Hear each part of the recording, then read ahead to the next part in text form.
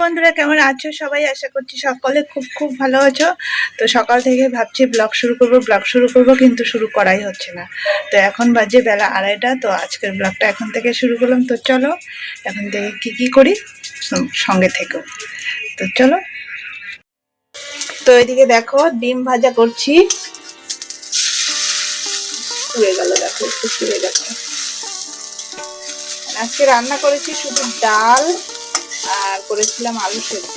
ভেবেছিলাম মাছ নিয়ে আসবো, তো গিয়েছিলাম বুঝছো, তো একটু দেরি হয়ে গেল,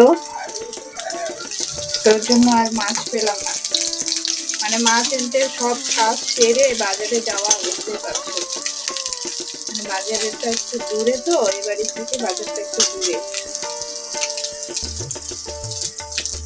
যার জন্য আর কি ভাবি যে স্নান করে তারপরে একবারে যাবো ভাবলাম। দুটোর সময় মাছ আনতে গেলে কি আর মাছ পাওয়া যায় বলো তো? একটাও মাছের দোকান নেই। বরকে বলবো রাত্রেবেলা নিয়ে আসতে।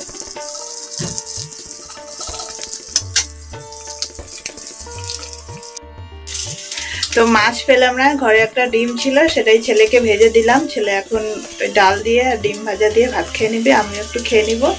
খেয়ে তারপরে চলো আবার পরে আসি। তো এখন বাজে রাত্রি 10টা, সরি 10টা না বন্ধুরা, 10:30 বাজে। 10টার সময় বর মাছ নিয়ে এসেছে। তো মাছ ধোয়া মানে ধুয়ে টুয়ে রেডি করে রান্না বসাতে 10:30। এখন 10:30 বেজে গেছে। তখন মাছের ঝোল আমি করছি। আর এই যে মাছগুলো ভেজে রেখেছি। তো ওই যে দুপুরে তোমাদের বললাম মাছ আনতে গিয়েছিলাম, মাছের দোকান বন্ধ। তো বর ফোন করেছিল রাত্রে আসার সময়। তো বরকে বললাম যে আমি মাছ পাইনি, তুমি নিয়ে এসো। তো নিয়ে এসেছে, তো ওর জন্য আর কি রাত হয়ে গেল। আর এদিকে তোকে বাবা ছেলে বিছানায় শুয়ে শুয়ে মোবাইল দেখছে। তো আমার এদিকে রান্নাটা হয়ে গেছে, এখন বেজে গেছে প্রায় 11টা। তো রান্না কমপ্লিট হতে 11টা বেজে গেল। মানে 10টার সময় মাছ আনলে মানে 11টা বাজাটাই স্বাভাবিক। তো মাছের ঝোল হয়ে গেছে, এখন বাবা ছেলেকে খেতে দিয়ে দিব। তো মাছের ঝোলটা নামিয়ে নেব। মাছের ঝোল নামিয়ে নেওয়ার আগে হালকা একটু গরম মশলা বেটে রেখেছি, সেটাই দিব। কারণ আমার বরের আবার মাছের ঝোলে ও মাছের সেই গন্ধটা যাতে না থাকে, তো তার জন্য আমি একটু দারচিনি এলাচ বেটে দিই।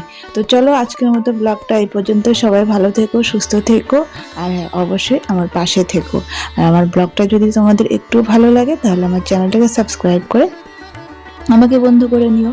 চলো টাটা।